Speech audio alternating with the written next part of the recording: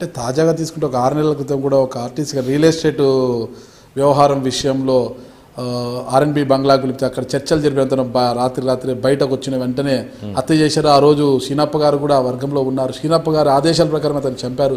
అది కూడా police station కూతవేడి దూరంలో అంటున్నారు. అవకాశం వచ్చిన ప్రతి చోట పయ్యావుల శ్రీనివాస్ పేరు తెర మీదకి తేవడం విశ్వేశ్వరరెడ్డికి సాక్షికి అలవాటే. ఆ హతుడి భార్య రాసిచ్చింది డీటెయిల్డ్గా రిపోర్ట్ ఈ ప్రచారంలో. హతుడి వాళ్ళ కుటుంబం న్యాయం కావాలంటే ఎక్కడికి వస్తారు, అదే పయ్యావుల శ్రీనివాస్ తలుపు తడతారు. సో ఇవన్నీ విశ్వేశ్వరరెడ్డి సాక్షి కథనాలే తప్ప వాస్తవాలు కాదు. ఇవాళ పోలీసుకి వ్యవస్థ ఉంది, పోలీసు వ్యవస్థలో ఆమె రాసిచ్చినటువంటి డీటెయిల్డ్ లెటర్ ఉంది. అంటే మీరు ఈరోజు అధికారంలో ఉన్నారు కాబట్టి మీ అధికార బలంతోనే పోలీసులతో మీరు ప్రైవేట్గా నాగరాజు గారు ప్రైవేట్గా వెళ్ళి ఆమెను అడగండి, రహస్యంగా వెళ్ళి అడగండి, కెమెరాల ముందు చెప్పడానికి భయపడ రహస్యంగా వెళ్ళి అడగండి. నేను అన్నది హత్యా రాజకీయాలు చేయాలనంటే దానికి ఒక ప్రగాఢమైనటువంటి మోటివ్ కావాలి. ఇవన్నింటి వెనకాల మోటివ్ ఏంటో చెప్పండి. నాకు చంపాలనుకుంటే వీళ్ళు వాళ్ళు ఎందుకు, బలమైన ప్రత్యర్థినే చంపొచ్చు కదా. చంపితే కనీసం నాకు 5 ఏళ్ళు రిలీఫ్ ఉంటుందన్న ఆలోచన నేను చేయొచ్చు కదా. దారిన పోయే దానైనా కూల్ చేసుకునేవాడిని చేయాల్సినటువంటి నెసరీ ఏముంది?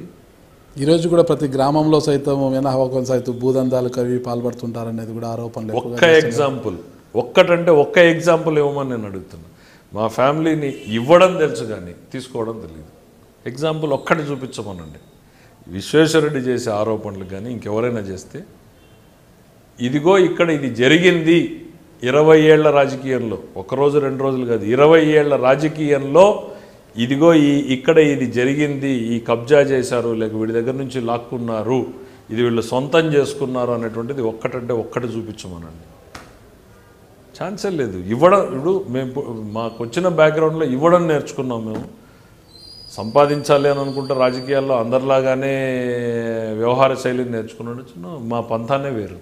పయ్యావుల కేశవర్ అంటే రాష్ట్ర రాజకీయాల్లో అంటే హైదరాబాద్ చంద్రబాబు నాయుడు దగ్గర నుంచి రాష్ట్ర రాజకీయాలు బాగా రాణిస్తారు. అయితే అనంతపురం జిల్లా తీసుకుంటే అంతగా రాణించలేకపోతున్నారు. ఇటీవల కాలంలో ఉన్న విమర్శలు వస్తున్నాయి. అంటే పొలిటికల్ లైఫ్లో పొలిటీషియన్ అనేవాడికి పొజిషన్లో ఉన్న ఉండాలి, అపోజిషన్లో ఉన్న ఉండాలి. అపోజిషన్లో ఉంటే ఒక రకంగా తన వాణిని వినిపించవచ్చు, పొజిషన్లో ఉంటే ఒక రకంగా పనిచేసి చూపించవచ్చు. అన్ఫార్చునేట్లీ ఇవాళ పయ్యావుల కేశవ్ ఆ పొజిషన్లో లేనప్పుడు సహజంగానే నా ప్రభావాన్ని ఎట్లా చూపించగలుగుతాను? ఇప్పుడు మంత్రిగానో ఇంకొకరిగానో ఉన్నప్పుడు మనం రివ్యూలు చేయడంలో కానీ, లేకపోతే ఈ జిల్లాకు రావాల్సిన వాటిలో కానీ, జిల్లా అభివృద్ధి ప్రణాళికల్లో కానీ మా ముద్రను చూపించగలం. ఒక ఎమ్మెల్సీగా ఏం చేయగలం?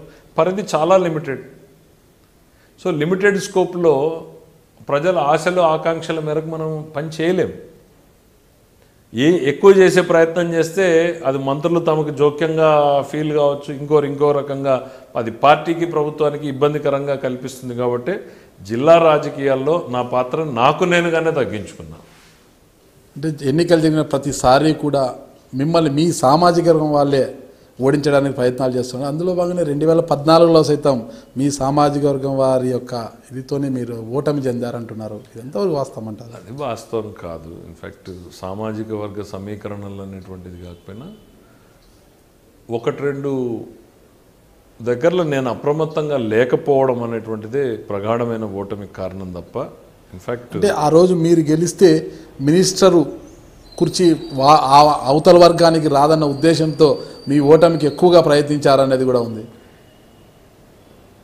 ఉందా లేదా అనేటువంటిది కొంచెం పక్కన పెడదాం. మహాభారతం ఏంటి? దాయాదుల మధ్య పోరు. అందులో శకుని ఉంటాడు, శల్యుడు ఉంటాడు, దుర్యోధనుడు ఉంటాడు, దుశ్శాసనుడు ఉంటాడు. ఇవన్నింటినీ అనుభవిస్తూ, ఇవన్నింటినీ అధిగమిస్తూ విజయాన్ని చేరుకోవడమే మనకు మహాభారతం నేర్పించేది. ఇవాళ వాళ్ళు చేయలేదో వీళ్ళు చేయలేదో అందువల్ల నేను ఇలా అయ్యాను అని అంటే అది నా అసమర్థత అవుతుంది. వాళ్ళ గొప్పతనం కన్నా ఎక్కువ నా అసమర్థత అవుతుంది. రాజకీయాల్లో నేను ఉన్నప్పుడు ఖచ్చితంగా నాకు ఎంతమంది మిత్రులు ఉంటారో అదే స్థాయిలో నన్ను వ్యతిరేకించే వాళ్ళు ఉంటారు. రాజకీయాల్లో ఎత్తుగడలు అందులో మీ సామాజిక వర్గం వాళ్ళు ఎందుకు వ్యతిరేకిస్తుంటారు? డెఫినెట్గానే ఇప్పుడు అది సహజం కదా. నేను దాంట్లో ఎవరిని తప్పుపట్టే ప్రయత్నం చేయను. నేను ఇప్పుడు అందరూ పయ్యావుల కేశవ్ అంత ఉదారంగా ఉండగలరు, పయ్యావుల కేశవ్ అంత మ్యాగ్నానమస్గా ఉండగలరు అని ఊహిస్తే అది నా తప్పు అవుతుంది.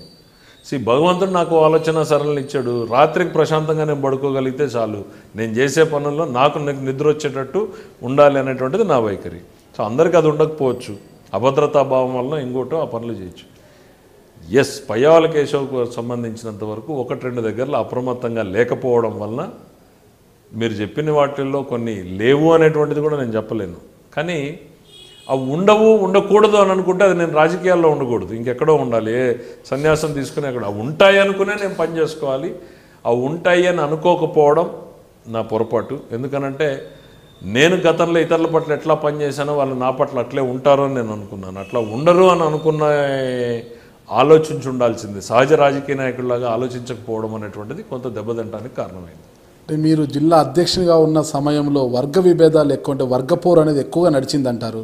అది దానికి కారణం మీరే, అంటే మీ వ్యవహార శైలి కానీ? వర్గపోరు ఎక్కువగా ఉన్న రోజుల్లో నన్ను జిల్లా పార్టీ అధ్యక్షుడిగా పెట్టారు. నేను జిల్లా పార్టీ అధ్యక్షుడు అయ్యాక వర్గపోరు కావడం కాదు, వర్గపోరు ఎక్కువగా అయ్యి 2 సంవత్సరాల పాటు ఈ జిల్లాని తాటిపైకి అధ్యక్ష పదవి నియమించలేని సమయంలో అందరూ కలిసి నన్ను ఆమోదించడంతో నన్ను జిల్లా పార్టీ అధ్యక్షుడిగా పెట్టారు. ఆ రోజు నుంచి జిల్లాలో ఒకే వర్గం ఉంది, చంద్రబాబు నాయుడు వర్గం ఉంది. జిల్లాలో మీ వర్గం కోసం, అంటే మీ కార్యకర్తలను కానీ మీ వర్గ నాయకులు కానీ కాపాడుకోవడం కోసం అధికారుల యొక్క అంటే రుబాబ్, అంటే అధికారులు ఎవరైనా పనుల విషయంలో కానీ కాంట్రాక్టర్ల విషయంలో కానీ మీ మాట వినకపోతే వాళ్ళ మీద రుబాబ్ చేయడము, లేదంటే చిందులేయడము, వాళ్ళని బెదిరించి మీ వైపుకు తిప్పుకోవడం వంటి కార్యక్రమాలు చేస్తుంటారని కూడా ఒక అపవాదం ఉంది. ఇది వాస్తవం. 20 సంవత్సరాల్లో ఎంతమందిని పయ్యావుల కేశవ్ తిట్టాడు? మీకు బెంచ్ మార్క్ ఎప్పుడు? 20 సంవత్సరాల్లో ఎంతమందిని తిట్టాడు?